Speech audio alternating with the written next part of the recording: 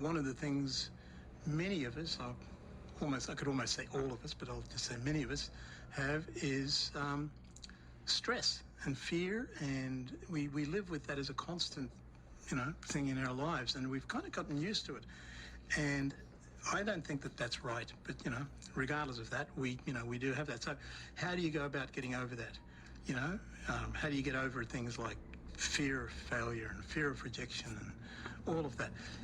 Well, there are techniques and there are ways, and one of the people who has written a book about that is my next guest, Dr. Amy Silver. She's a psychotherapist and an author, of course, and she's written a book called The Loudest Guest, and Amy Silver joins me on the line. Good afternoon. Welcome to the program.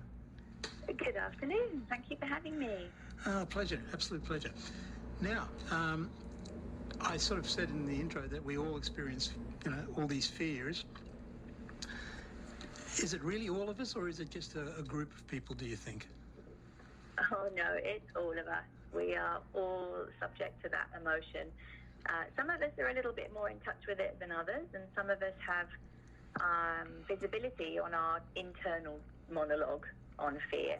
But all of us are subject to being overtaken by fear sometimes, and that can be quite paralyzing for us and pull us off the courage that we need to live our lives to the full. Yeah, in fact, the expression paralyzed by fear is, I guess it's true. Sometimes you can just get so traumatized and stressed that you just can't do anything.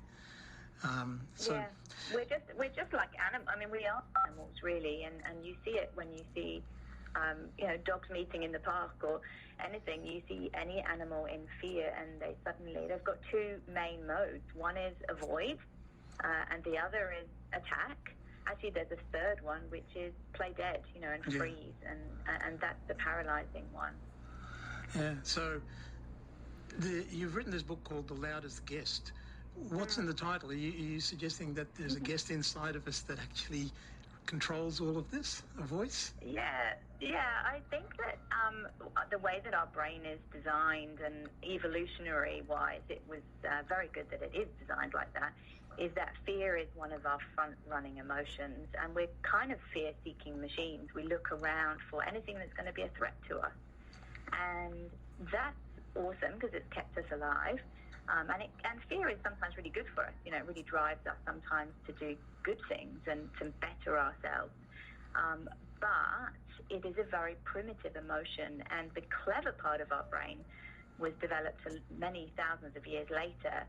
But sometimes we are still controlled by that very primitive part, and our clever brain hasn't learned how to manage it well enough. So I sort of think of fear as a guest in our mind that we need to learn how to control when it's being really loud. Otherwise, it tells us what to do, and we sort of lose some of our own choice throughout our lives. Now, fear itself is a very interesting emotion because we know that the brain can't feel anything. It's just, but it controls all of our body. So, burning your hand on a stove is the typical example. It's the brain sort of sends the message sort of saying, this is going to hurt, don't do this, and the brain sort of tells us all sorts of stuff. How is it that something that intrinsically doesn't feel pain and doesn't feel any of that still manages to actually communicate to our body that, this is something you should be afraid of? And what, in fact, how does it, why is it that we feel the fear if the brain is actually just, a massive goo that just sends electrical signals? It's a pathway, so it's a system that picks up. Now, really interesting research is that social pain, so being rejected by people or worrying about failure in front of people or saying the wrong thing or upsetting someone or being judged, all of those are classified as social fears. And those fears, those social fears, use the same pathway, the pain pathway that you described with the physical pain of touching something hot. So our social fear and our social pain pathway is exactly the same pathway through our body that the pain, the physical pain uses. So isn't that interesting that we are programmed biologically to be super sensitive to social pain? That is very interesting, because the first of those first of those events, touching something that is hot, is actually a practical sensing of or a message saying don't touch this, because you could actually cause yourself physical damage. But how much damage could you sustain because somebody thinks you're a dill or whatever? Yeah. I mean, well, it's fascinating, but I think that this is the knowledge that we have is that this comes from being in a tribe. And if we were, for example, I do a lot of work with businesses and people who work in corporates or whatever, but they are trying to appeal to the hierarchy. They are trying to, people, we do as social animals in tribes want to be accepted. We don't want to be rejected. And in the primitive days, that would have been really important, because we would have died without the support of our social group or the dominant being, the dominant leader. If they reject you and you're on your own, you may have died sort of in the primitive times, whereas now we're still left with that same sort of pattern. And that's what leads us to agree with each other when we don't really agree. It means that we don't have those difficult conversations that we probably should, because we don't want to upset someone, we don't want to be rejected, we don't want to be judged. And that is still this primitive cycle of wanting to be accepted by our tribe that promotes the fear response when we get close to doing something that fear judges us as risky. That's very interesting, because somewhere, I've read that a very large proportion of people on boards, executive directors, chairmen, people like that, are classed as psychopaths, sorry, psychopaths. No. They don't go around killing each other, but as sociopaths. So therefore, in order to be wildly successful in a material world, do you actually have to devoid yourself of the tribe mentality and step outside thinking, I don't give a rat's whatever the tribe says, I'm doing what I want to do, and they can all just take a flying leap. And therefore, all those guys, Bill Gates, Steve Jobs, well noted for his, antisocial kind of approach to everybody. All those people are just, they're at the top of the heap. Is that what we have to aspire for? No, I think that is definitely part of the entrepreneurial gene of being able to go against the grain of thought, going against what other people have got caught in thinking is the norm. We can't do it that new way because we've always done it that way. That sort of entrepreneurs need to be able to step out of that, which is being able to handle, thinking in a fearful way, a way that many of us would kind of go, I'll just stick to my day job. I'll just stick to what I know. And we don't make the leap over to the entrepreneurial space. But there is so many different types of fears, and the people who don't do very well in that world, so for example, the Steve Jobs was fearful of letting go. He was fearful of allowing other people to shine. He was fearful of, he had a scarcity mindset around things. So it's not that fear is unified across every domain of your life. So for example, I'm very good at handling some fears, but, put me on a roller coaster, I'd freak out, So fear is not a constant across all the different domains of your life. And I guess what the book is looking to help people identify is, if you were more courageous in certain areas, would you get more from your life? Would you get more of what you want? Would you be able to reach more of your potential? And so being able to play that game with yourself of identifying, where is it that fear holds me back? Where is it that I could push myself further towards my goals? And where is fear being the loudest guest and taking control away from me? That's interesting, because by the sound of it, and I don't disagree, by the way, we're all governed by very large chunks of fear in our behaviour. But I mean, what about the fear of, well, if I can't work with people, things just won't happen. So, is that a justified fear that you need to sort of placate other people, or is that possibly, a fear that we could get rid of and then maybe move forward? It depends on your role, right? So there are many teams at work who struggle because they cannot they cannot get over those fears, and so then you get siloed business units, and that sort of thing where people are just breaking down because they can't traverse the fear of engaging with others or letting go of some of their work. So in that sort of a role, possibly it would be a hindrance. In others, maybe like Steve Jobs, it's not such a hindrance. But if you look at Steve Jobs' life in total, possibly he would reflect on bits of it being held back severely by fear.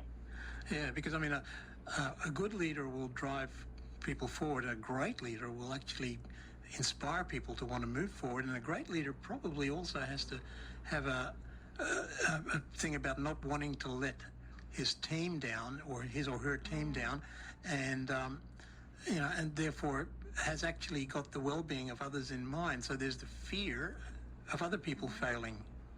Mm-hmm. And to some extent, what this process or this idea, the system that I've created in the book does is helps you see what are the patterns. So it's not just what's your fear in this present moment with this particular conversation or that person.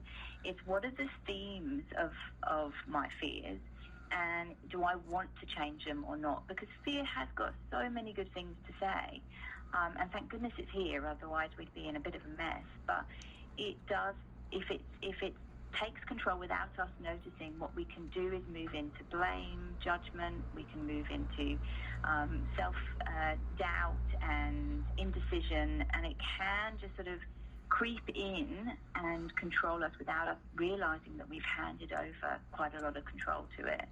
But yeah, I think that leaders, good leaders, definitely moving away from that old style of command control. Where you will fear me because I get the best out of you when you're worried. We're moving a bit away from that as a management tool, and much more into that humble leadership of sharing and being open and vulnerable and allowing that connection, that deeper connection, because we are sharing more of what we're worried about, what we're nervous about, because then we can get more real. We're not hiding behind a mask. When we turn up at work, we are communicating clearly and enjoying each other's companies because we can be who we are.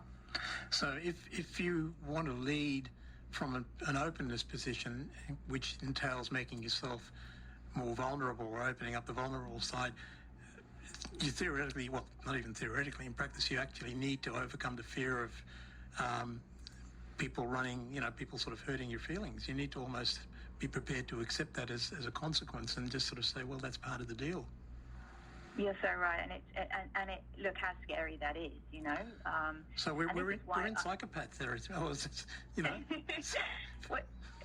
very hard because we are, used to protecting ourselves by putting up walls, and we don't talk about our emotions. We fear itself. We may not want to get close to people in case they hurt us. We may not want to tell people our truth in case they reject us. And all of these things layer on these complications that actually make our communication just tricky because we're navigating around each other's walls and protections. Whereas if we build more language around some of our fears, we don't need to hold them tight and pretend they're not there and get the imposter syndrome thing going on and all of those things that eat away at what we could do together. So yeah, I think it's really a crucial management, leadership, for all of us really, to be able to step in and understand how fear is getting in our way. So how hard is it to take some time out and just sort of say, well, what are the patterns that are driving all these fears that I've got, and how, and then sort of, I mean, you've got to recognise what they are before you can start making any changes. How hard is it to actually? It's almost like stepping back from yourself and looking at yourself from a distance. You know, how difficult is that?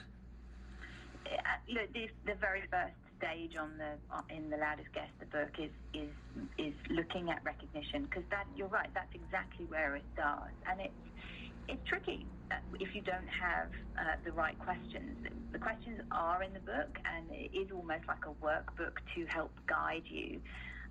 But the reason that I wrote it was because a lot of these questions are readily available, but they're kind of caught in the world of therapy.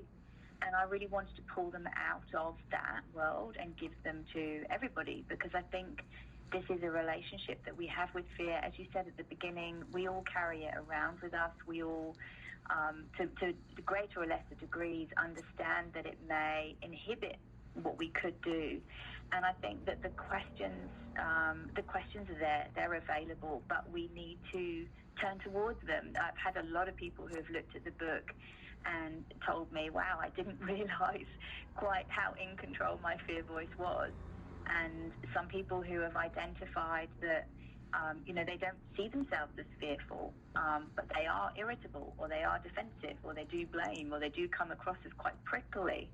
And again, likewise, they're unpacking, wow, that's fear telling me to do that. That's fear saying, put up your defenses, don't let them get to you, dominate so that they don't dominate you. And these questions outlined in the book, I think, will really help people to get closer to recognizing those patterns for themselves.